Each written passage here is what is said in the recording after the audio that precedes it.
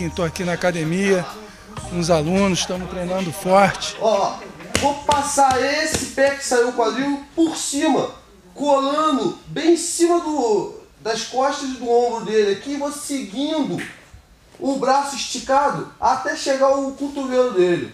Tá vendo? Agora volta lá, pequenininha. Agora, ó, posturei minha cabeça. Tira o braço agora, pequenininha. Ficou ruim, né? Ó, olha como eu abracei meus cotovelos. Olha a pressão, é de cima pra baixo. Ó, o cotovelo tá aqui, eu tô sentindo, ó. Ah, galera, não tô conseguindo pegar.